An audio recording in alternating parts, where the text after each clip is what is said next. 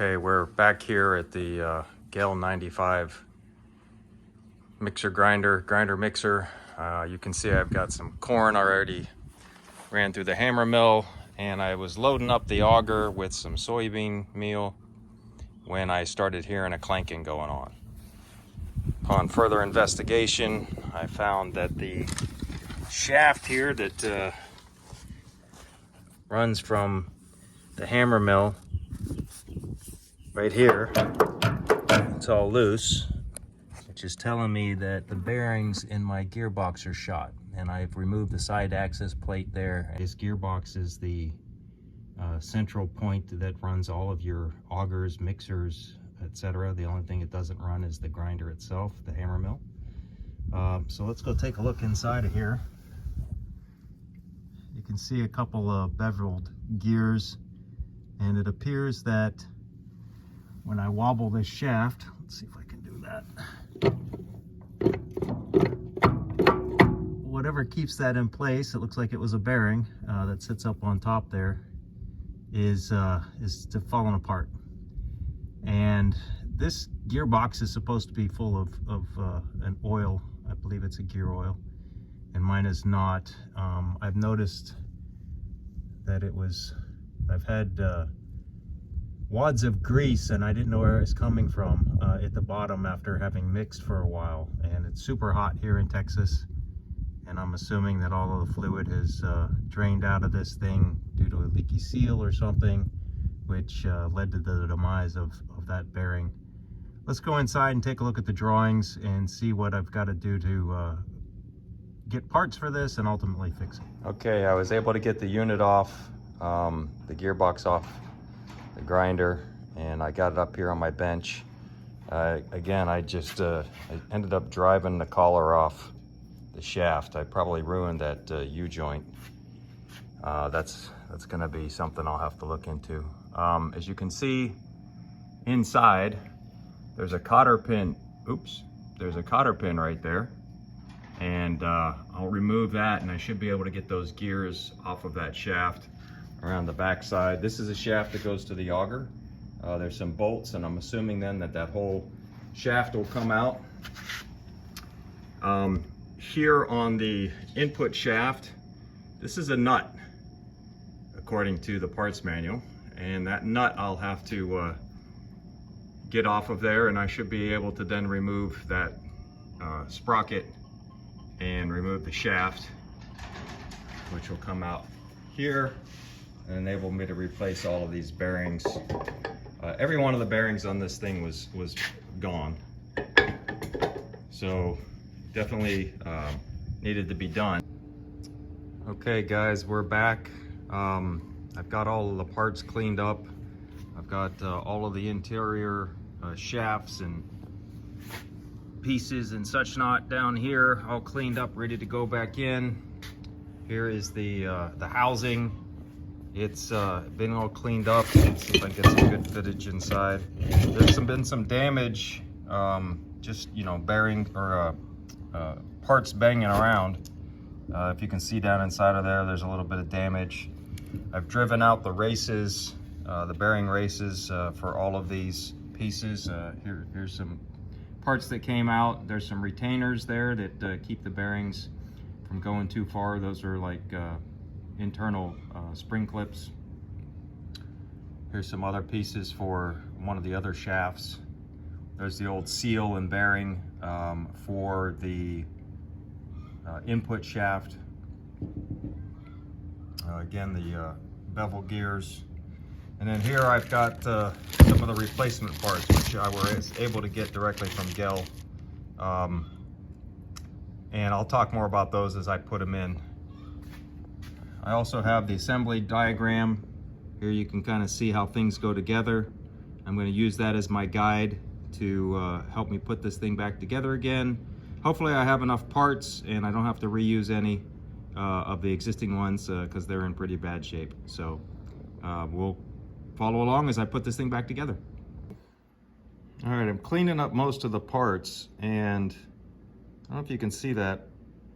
Here I'm looking at one of the gears, and there's like a lot of chipping, which I think I think is porosity in the casting, quite honestly. Just the way, I mean, you can see how shiny it is here where the wear on the tooth is. But back here, it's like there's voids in the casting. What I did was I attempted to, well, first off, I started trying to TIG weld. This is MIG. The TIG didn't work. I don't know how to TIG weld. So, but here I just put a blob of weld on using a MIG welder. And you can see here I've taken this tooth and reprofiled it with a cutoff wheel. See if I can get a better angle of that. And I'm gonna go in here and using a file, clean that up a little bit better. I'm not sure how helpful that is, and it seemed to be functioning well as is, but I'm gonna clean it up while I have it taken apart here, and I'll address these with a cutoff wheel and a grinder, and then hit that with a file. But overall, you know, there's some of the parts there. I did purchase some replacement parts. These 42 teeth wheels, gears, you can buy new ones. Gail quoted me $220 a piece, which would have been, you know, about $660. And, you know, if yours are in really bad shape, I strongly advise replacing them with new. I'm just gonna do a best effort basis here and call it good. All right, so I've done the work on the teeth, welding it up, and it's not perfect. You can see lots of voids there, just where the weld bit didn't get in. I ground them up, made them follow the same profile as before. Note that this is like a compound bevel, right? It's got to have that lead in. So a good way to check this out is to take two gears, run them together, and you can feel if there's any binding, and then you got to go in and clean that up. And you can see as well. So it's a little bit rough right there. So just test it out. I just kind of free-handed everything. I don't know of another way to do it. But I don't think it's any worse than it was. And whether it's any better or worth the time, I don't know. Again, for $220, you can buy these new, at least for the 95, and get them shipped from Gail. So we're gonna put everything together here, see how it works, and we'll go from there. Okay, here we're looking inside the transmission case. This is the shaft that goes up to the mixer. As you can see, there's a retainer on the top of a bearing that sits down inside of the housing. Inside of there is a retaining pin, or clip rather, that keeps the bearing from going down too far. Moving down the shaft, there's a cotter pin. There is a keyed washer. There's a moon key, and then this gear that sits on the moon key. Underneath of that, on the bottom side, there's going to be this washer here, a thicker washer that's a spacer, so it's pretty thick, and then the keeper ring will fit in that groove down in here, and then the bearing will go, so there's that groove, or there's a keeper ring that keeps the bearing from going down too far. The bearing will sit here around this shaft. There's the spacer piece there.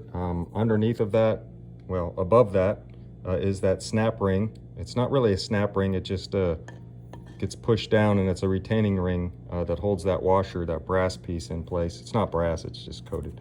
The bearing, on this one you don't use the cam lock retainer, so it goes down like this and should be driven into place. And I think that'll be it. You put a grease cap on this, a gasket, and then the grease cap, and then you'll be back in business. All right, I've had to rewind quite a bit. The bearings that I previously got, which I got on Amazon, and they were, you know, it said it specifically, you know, match the part number. When I got the bearing, it turns out this is a CSA 206-20. So if you're rebuilding the same mixer grinder, the 95MX, that's the bearing you need. And these are pretty readily available, CSA 206-20. They sent me the right part. I ordered 2 of them, and the package actually had the right part numbers on it, but the part inside, one of them was a CSA 20 or a 206-20, the other was a CSA 206-19. And when I was driving it on, it wouldn't fit. Not sure why, and I forced it, and it actually cracked the inner race. So I had to take the whole thing back apart again, and now I'm reinstalling those bearings. Okay, here we're looking inside the casing. This is the main input shaft that comes in. It's going to go through this hole right here. I put in a retaining ring there's 2 retaining rings. There's slots inside of the casting for it, and then this bearing race goes up against that. As you see, I've had to remove the shaft that I just put in, the shaft that goes up to the mixer. I've had to partially disassemble that, pull it back out of the casing.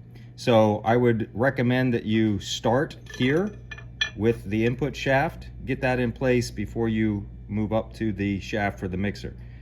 And so I'm basically trying to drive this in. I'm using the hole. There's a hole at the where the shaft that goes to the auger fits in, and I'm just trying to drive that race down flush with the retaining ring. Probably best to use a wooden dowel for this, but it's in there, you know, it's a pretty good press fit. So I'm just driving that flush with the retaining ring at the bottom. I'm going to zoom out a little bit and show you how I have this arrayed. There you go. So there's a hole up here where the shaft to the auger goes.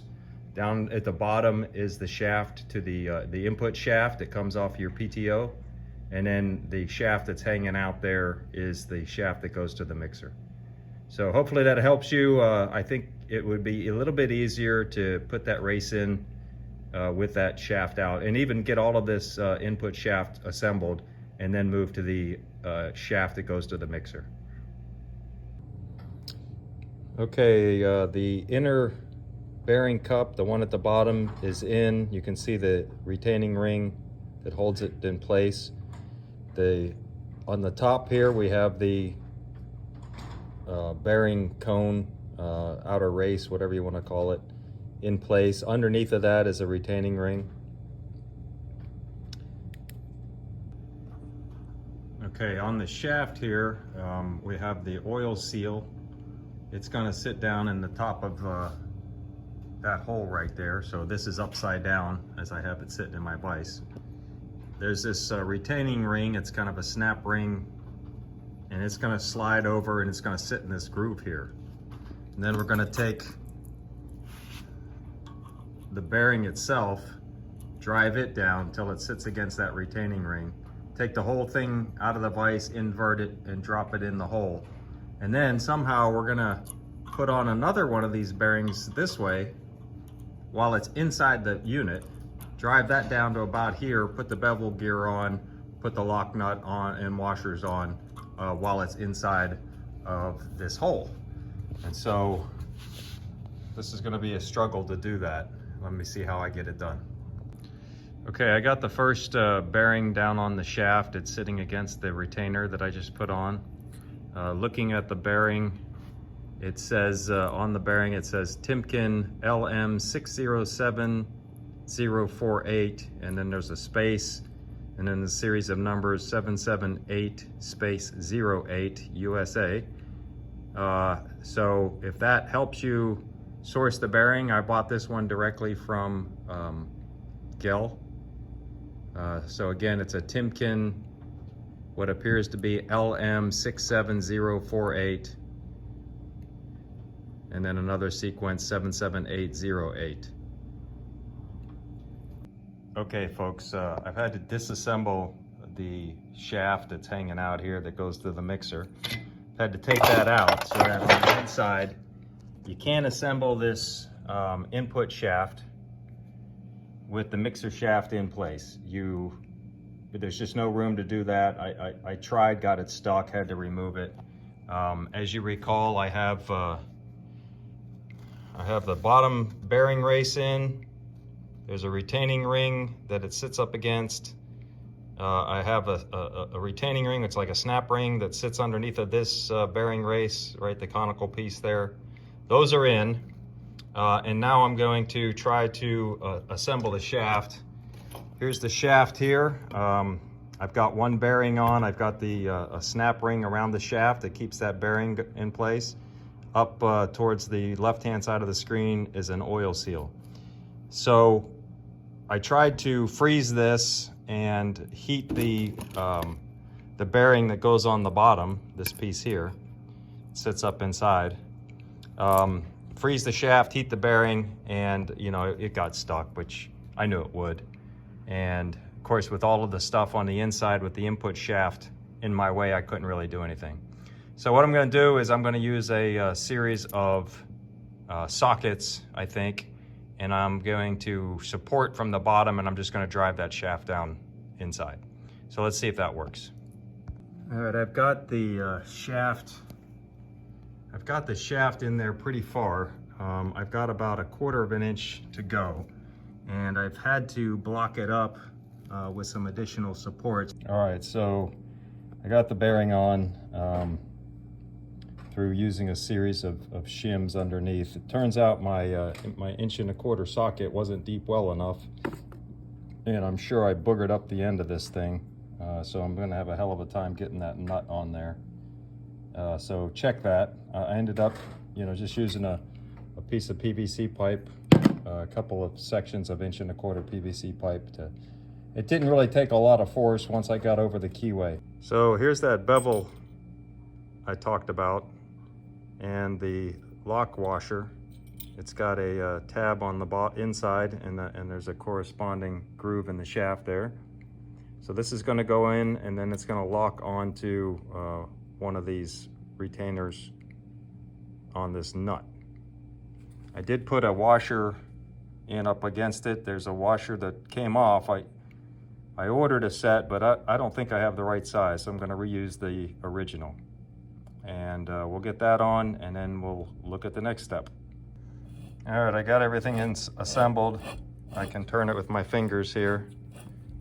Don't over tighten that. If you do, loosen it up and then just tap on the back of the shaft. It'll loosen back up. You want it snug, but not super tight. I just realized that there's really no way to grease that bearing that's in there. So before you put the bevel gear on, get some grease up in there in that bearing. The one here at the top, I can probably get some grease down in there. It would have been a mess trying to install it greased, so I'm not really sure the best way to go about that.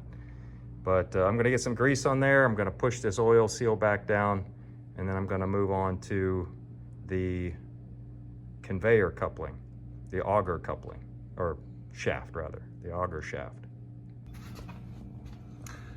Okay, I got grease up in there. I ended up using compressed air to blow some grease up into the bearing.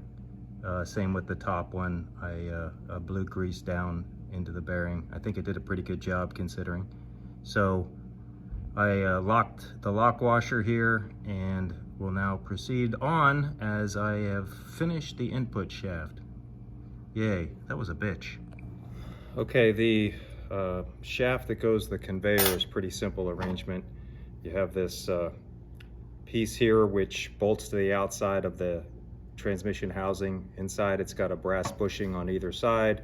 It's already got a grease fitting installed on that. The shaft arrangement, it's got this clutch mechanism which slides back and forth here. That's activated off of your the lever under the conveyor. It's got a stop collar, and then it's got one washer that goes on the outside. This goes in here like that.